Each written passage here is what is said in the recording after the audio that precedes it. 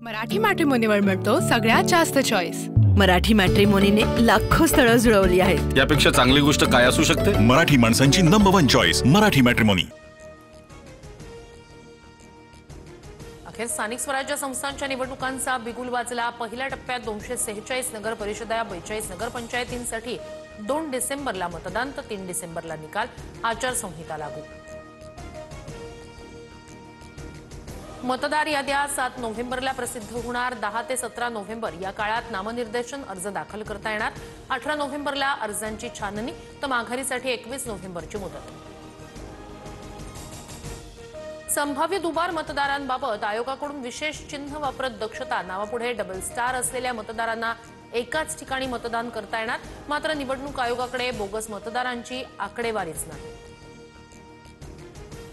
निवडणूक आयोग सत्ताधाऱ्यांच्या हातचं बाहुलं। पत्रकार परिषद पाहून तळपायाची आग मस्तकात गेली। राज ठाकरे संतापले।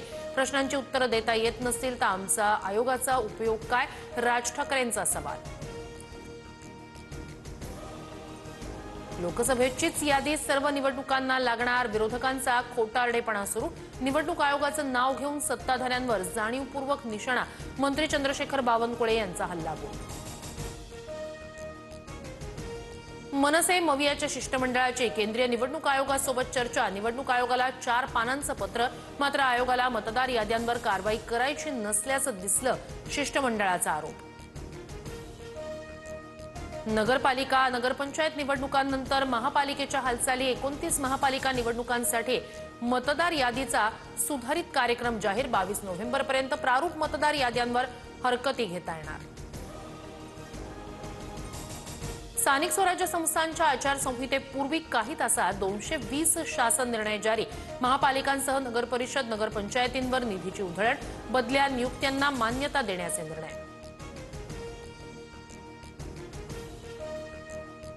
उद्धव ठाकरे आजपासून 4 दिवसांच्या मराठवाडा दौऱ्यावर। अतिवृष्टीग्रस्त भागांना भेट देत शेतकऱ्यांशी साधणार संवाद। सरकारनं नुकसान भरपाई दिली की नाही याची घेणार माहिती।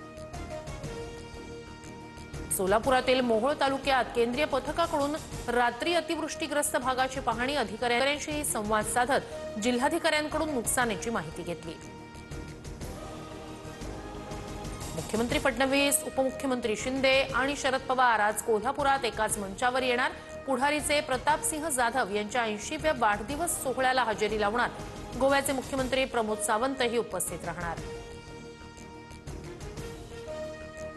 मुंबई क्रिकेट असोसिएशन निवडणुकीचा वाद हायकोर्टात। तूर्तास उमेदवारांची यादी जाहीर करण्यास कोर्टाची अंतरिम मनाई।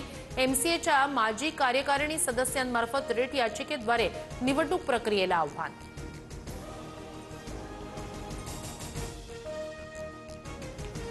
बंजारा शिष्टमंडळाची मुख्यमंत्र्यांसोबतची बैठक संपन्न। अनुसूचित जमातीतून आरक्षणाच्या मागणीवर निवृत्त न्यायाधीशांची समिती नेमणार। समिती 3 महिन्यात अहवाल देणार असल्याची माहिती। एकनाथ शिंदे महिलांच्या मनातील मुख्यमंत्री। पुस्तक प्रकाशन सोहळ्यात नीलम गोऱ्हे यांच्याकडून कौतुक। गोऱ्हे यांनी लिहिलेल्या 10 दिशा पुस्तकाचं प्रकाशन। उपमुख्यमंत्री शिंदे 7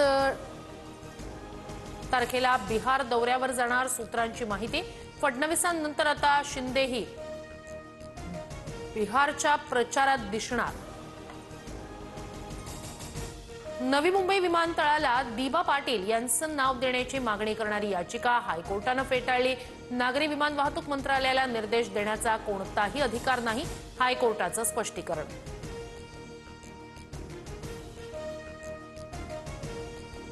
नेपाळमध्ये हिमस्खलनाच्या 2 घटनांमध्ये 9 गिर्यारोहकांचा मृत्यू। 2 नेपाळी नागरिकांसह इटली, कॅनडा, फ्रेंच आणि जर्मन नागरिकांचा समावेश। जखमी झालेल्या 5 जणांवर काठमांडूत उपचार।